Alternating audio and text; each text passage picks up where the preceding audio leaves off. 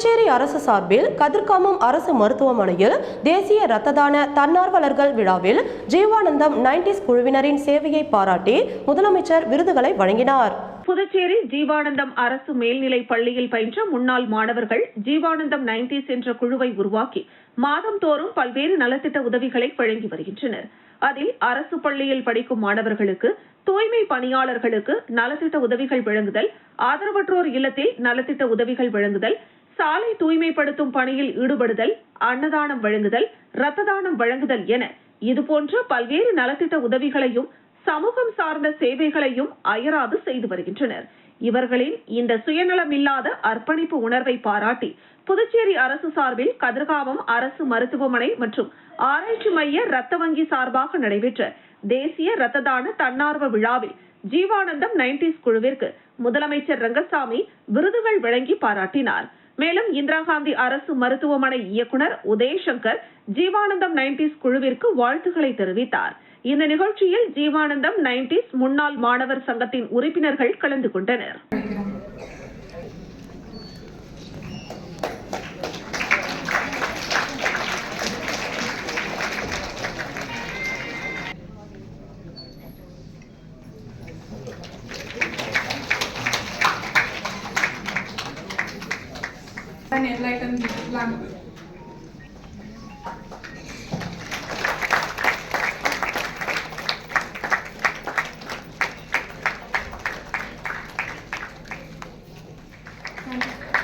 அதிகாரிகள், நம்முடைய மாணவ செல்வங்கள், அன்பிற்குரிய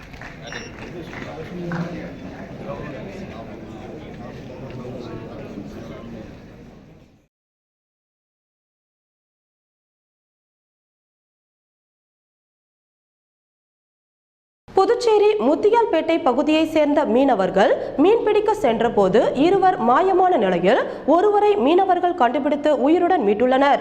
மற்றொருவரை காவல்துறையினர் கடலோர பாதுகாப்பு வீரர்களுடன் தேடி வருகின்றனர். புதுச்சேரி சோலைநகர் வடக்கு பகுதியில் காவல்துறையினர் ரோந்து சென்ற போது சோலைநகர் வடக்கு பகுதி மக்கள் புகார் தெரிவித்தனர். தங்கள் ஊரில் இருந்து அதிகாலை 3 மணி அளவில் மீன்பிடிக்க கிளம்பி போன நபர்கள் காணவில்லை என்றும் அவர்களுடைய படகு நடுக்கடலில் சுமார் 20 மைல் தூரத்தில் நின்று கொண்டிருப்பதாகவும் அதில் மீன்பிடிக்க சென்ற சுனாமி குடியிருப்பை சேர்ந்த சோலைநகர் வடக்கு பகுதியை சேர்ந்த 30 வயதான விவேக் மற்றும் பொம்மையார்பாளையம் மாரியம்மன் கோவில் தெருவை சேர்ந்த 36 வயதான கரிகாலன் ஆகிய இருவரையும் காணவில்லை என்றும் தெரிவித்தனர். இதனை அடுத்து சோலைநகர் மீனவர்களும் மற்றும் கடலோர காவல் நிலைய ரோந்து படகும் காணாமல் போன மீனவர்களை தேடி வந்தனர். இந்த நிலையில் சோலைநகர் வடக்கு பகுதியை சேர்ந்த விவேக் என்பவர் கடலில் நீச்சல் அடித்துக் கொண்டு தத்தளித்த போது சோலைநகர் மீனவர்கள் அவரை மீட்டுக் கொண்டு வந்தனர். மற்றொருவரை தேடும் பணி தீவிரமடைந்துள்ளது.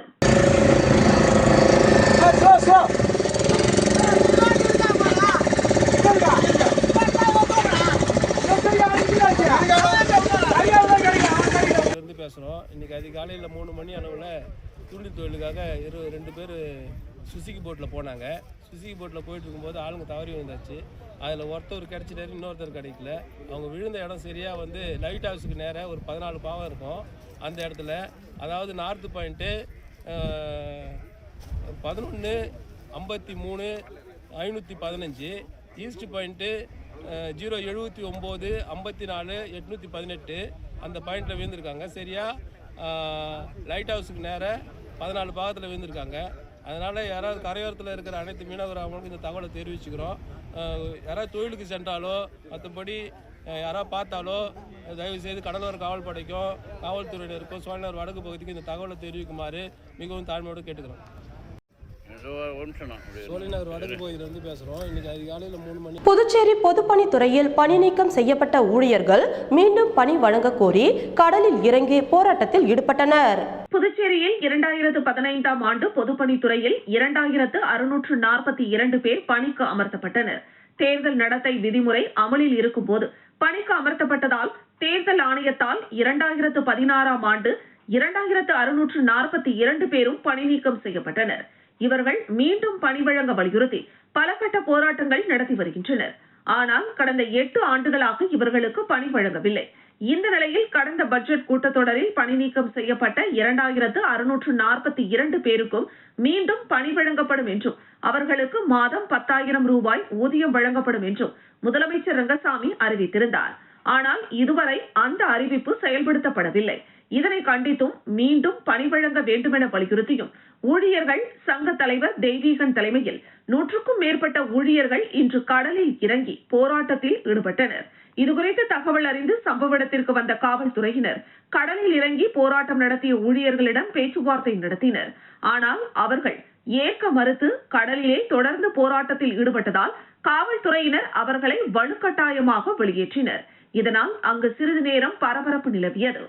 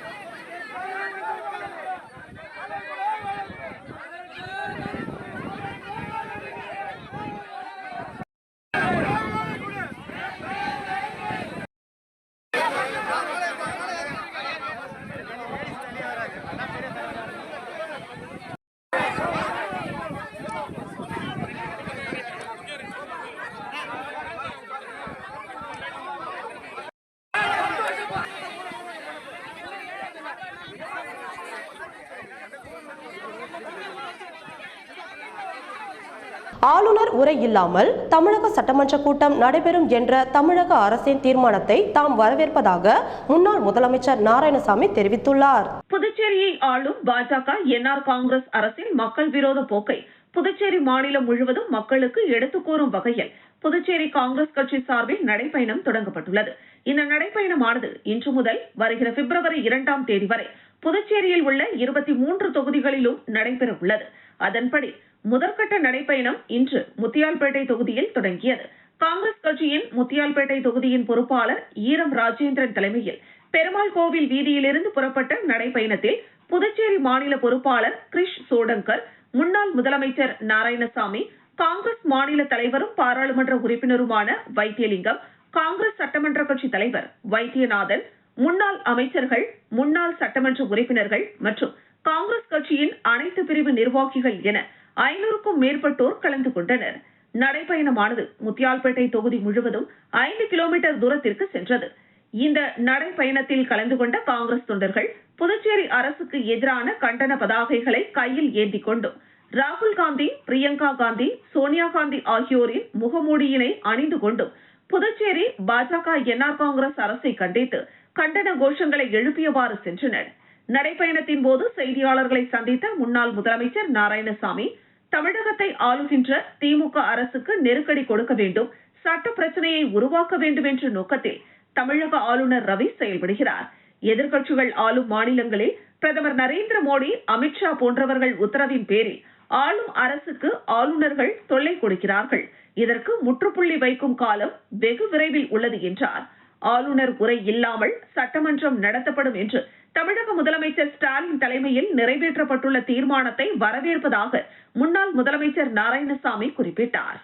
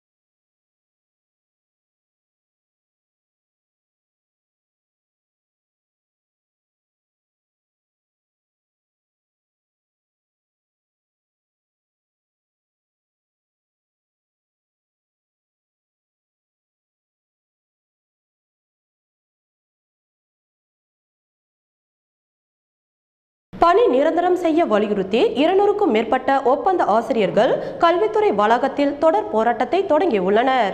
புதுச்சேரியில் கடந்த 2020ஆம் ஆண்டு காங்கிரஸ் ஆட்சியில் வேலைவாய்ப்பு அலுவலகம் தகுதி தேர்வு நேர்முக தேர்வு மூலம் 288 ஆசிரியர்கள் தேர்வு செய்யப்பட்டனர். அப்போது நிதி நிலைமையை காரணம் காட்டி அவர்களை ஒப்பந்த முறையில் பணியமர்த்தினர். இவர்களின் ஒப்பந்தம் ஆண்டுக்கு ஒருமுறை புதுப்பிக்கப்பட்டு வந்த நிலையில் தங்களை பணி நிரந்தரம் செய்ய வேண்டும் என தொடர்ந்து ஆசிரியர்கள் கோரிக்கை விடுத்து வந்தனர். மேலும் பேரணி, ஆர்ப்பாட்டம், உண்ணாவிரதம் என பல கட்ட போராட்டங்களில் ஈடுபட்டு வருகின்றனர். இந்த நிலையில் கடந்த ஆண்டு சட்டமன்ற கூட்டத்தொடரில் ஒப்பந்த ஆசிரியர்களை பணி நிரந்தரம் செய்ய நடவடிக்கை எடுக்கப்பட்டு வருவதாக கல்வித்துறை அமைச்சர் அறிவித்திருந்தார். ஆனால் இதுவரை அரசு எந்தவித நடவடிக்கையும் எடுக்கவில்லை. இதனிடையே நாடு முழுவதும் ஒப்பந்த முறையில் பணியாற்றும் ஆசிரியர்களை பணி நிரந்தரம் செய்யலாம் என உச்சநீதிமன்றம் உத்தரவு பிறப்பித்திருந்தது. இந்த நிலையில் உச்சநீதிமன்ற தீர்ப்பை பின்பற்றி தங்களை பணி நிரந்தரம் செய்ய வேண்டும் என ஒப்பந்த ஆசிரியர்கள் தொடர்ந்து அரசை வலியுறுத்தி வரும் நிலையில் அரசு எந்தவித நடவடிக்கையும் எடுக்கவில்லை. இந்த நிலையில் பணி நிரந்தரம் செய்ய வலியுறுத்தி ஒப்பந்த ஆசிரியர்கள் 200க்கும் மேற்பட்டோர் கல்வித்துறை வளாகத்தில் தொடர் காத்திருப்பு போராட்டத்தை தொடங்கியுள்ளனர். உயிரே போனாலும் போராட்டத்திலிருந்து பின்வாங்க போவதில்லை என அரசுக்கு ஆசிரியர்கள் எச்சரிக்கை விடுத்துள்ளனர்.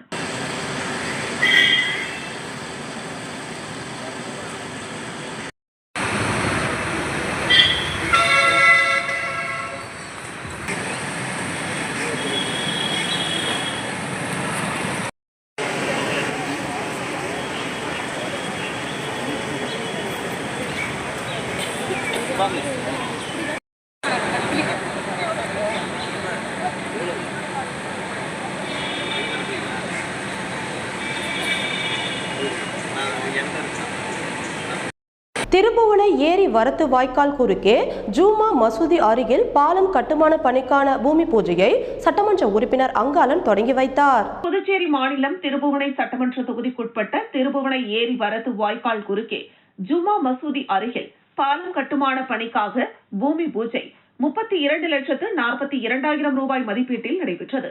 இந்த நிகழ்ச்சியில் திருபுவனை தொகுதியின் சட்டமன்ற உறுப்பினர் அங்காளன் கலந்து கொண்டு விழாவிற்கு தலைமை தாங்கி பூமி பூஜை செய்து பணியினை தொடங்கி வைத்தார். பொதுப்பணித்துறை செயலர் மருத்துவர் முத்தம்மாள், பொதுப்பணித்துறை தலைமை பொறியாளர் வீரசெல்வம், பொதுப்பணித்துறை கண்காணிப்பு பொறியாளர் சுந்தரமூர்த்தி, நீர்ப்பாசன பிரிவு செயற்பொறியாளர் ராஜ்குமார், உதவி பொறியாளர் ஸ்ரீநாத், இளநிலை பொறியாளர் பாலாஜி மற்றும் ஒப்பந்ததாரர் முத்துக்குமரன், முக்கிய பிரமுகர்கள், ஊர் பொதுமக்கள், ஜேசிஎம் மக்கள் மன்ற திருபுவனை தொகுதி தலைவர் ரவிக்குமார் மற்றும் நிர்வாகிகள் பலர் கலந்து கொண்டு விழாவினை சிறப்பித்தனர்.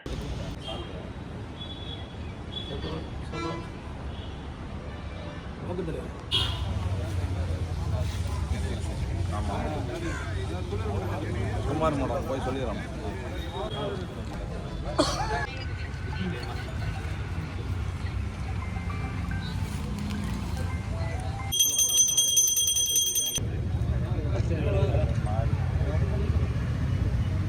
பா கொஞ்சம் நவுந்துக்குப்பா. ஓகேண்ணா.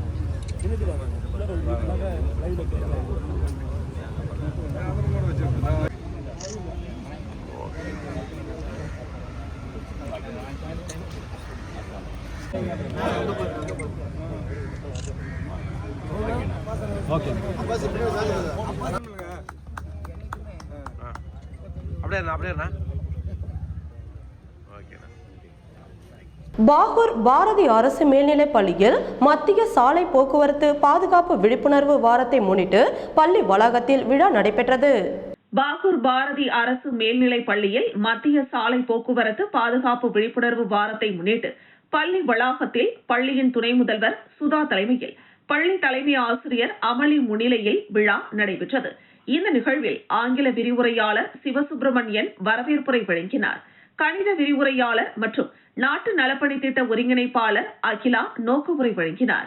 சிறப்பு விருந்தினராக கிருமாம்பாக்கம் போக்குவரத்து காவல்துறை உதவி ஆய்வாளர் பாஸ்கர் கலந்து கொண்டு மாணவர்களுக்கு சாலை பாதுகாப்பு விழிப்புணர்வு மற்றும் விபத்தில்லா பயணம் குறித்து உறுதிமொழி மாணவர்கள் மற்றும் ஆசிரியர்கள் எடுத்துக் கொண்டனர். இறுதியில் உடற்பயிற்சி ஆசிரியை சந்தியா நன்றி உரை வழங்க விழாவினை அறிவியல் பட்டதாரி ஆசிரியை பவித்ரா தொகுத்து வழங்கினார். மேலும் மாணவர்கள் அனைவரும் சாலை பாதுகாப்பு விழிப்புணர்வு பேரணியும் பாகூர் பெரியார் நகர் வழியாக சென்று இறுதியில் பள்ளியை வந்தடைந்தனர்.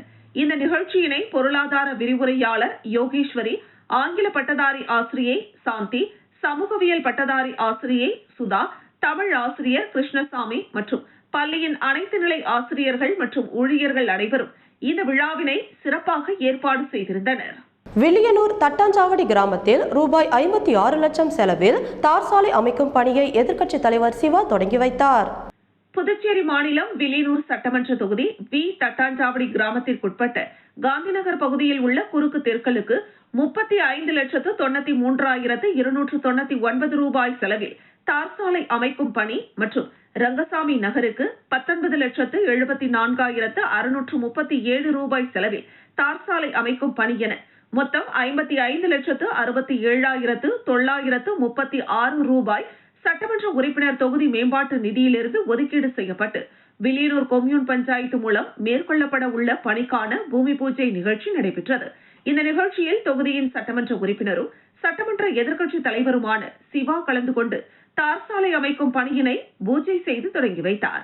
இதில் வில்லியனூர் கொம்யூன் பஞ்சாயத்து ஆணையர் பிரபாகரன், உதவி பொறியாளர் சத்யநாராயணா, ஒப்பந்ததாரர் சந்தோஷ்குமார் மற்றும் ஊர் முக்கியஸ்தர்கள் சரவணன், ராமதாஸ், முத்து, அன்பு, ரவி, பன்னீர்செல்வம், கோதண்டம், ஏழுமலை, கண்ணன், கருணாகரன், தனபால், சேகர், செல்வம், வீரா, ஆதிலட்சுமி, அப்துல் லத்தீப், பிரபு, ரொசாரியோ, கண்ணபிரான், சிவா, சரவணன், திமுக தொகுதி செயலாளர் மணிகண்டன், பொதுக்குழு உறுப்பினர்கள் ராமசாமி, செல்வநாதன், அவைத்தலைவர் ஜலால் ஹலீப், வர்த்தகர் அணி அமைப்பாளர் ரமணன், விவசாய அணி அமைப்பாளர் குலசேகரன், சிறுபான்மையினர் நல உரிமை பிரிவு அமைப்பாளர் முகமது ஹாலிது, ஆதிதிராவிடர் நலக்குழு அமைப்பாளர் ஆறுமுகம் என்கிற செல்வநாதன், தொழிலாளர் முன்னேற்ற சங்கம் அங்காளன், மாநில துணை அமைப்பாளர்கள் காளி, காசிநாதன், கோபி, மாநில துணைத் தலைவர் கதிரவன், தொகுதி துணை செயலாளர் ஹரிகிருஷ்ணன், செயற்குழு உறுப்பினர் சுப்பிரமணி, கிளைக்கழக நிர்வாகிகள் ராஜு, சபரிநாதன்,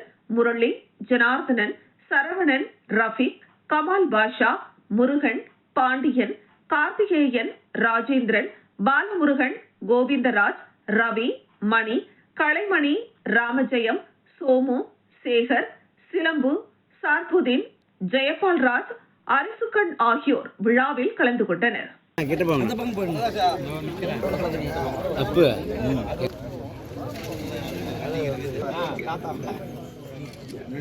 ஒரு நிமிஷம்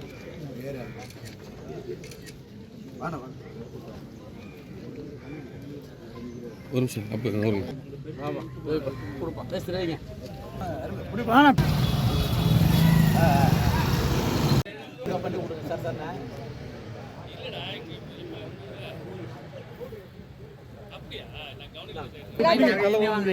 மாணவர் கூட்டமைப்பு புதிய கட்சியாக உதயமாகிறது என நிறுவனர் சுவாமிநாதன் தெரிவித்துள்ளார்.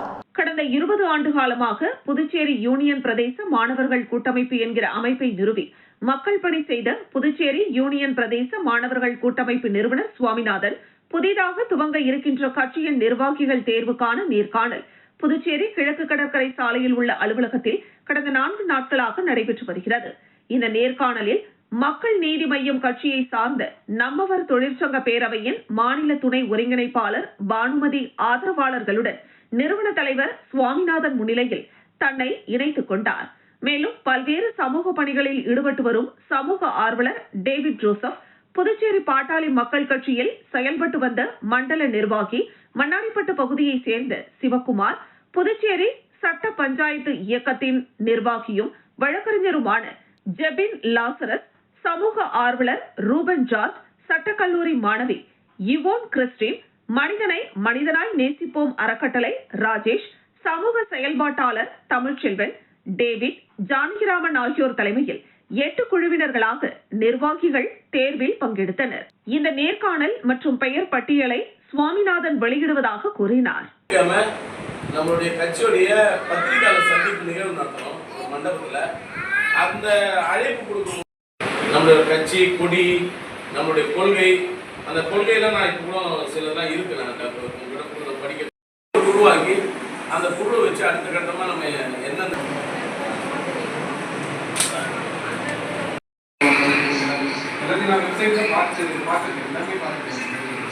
எமது அமைப்பு புதுச்சேரி மாணவர் கூட்டமைப்பு ஒலித்துக் கொண்டிருப்பதை புதுச்சேரி மக்கள் நன்கு அறிவார்கள்.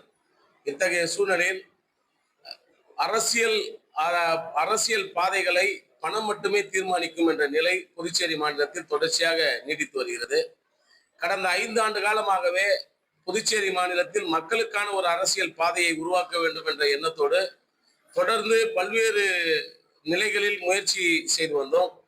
இத்தகைய சூழலில் இன்று கடந்த 4 நாட்களாக புதுச்சேரி மாநிலத்தில் உள்ள பல்வேறு சமூக ஆர்வலர்கள் மற்றும் மாணவ அமைப்பிலிருந்து அதிகாரத்தில் உள்ள பல்வேறு நபர்களை அழைத்து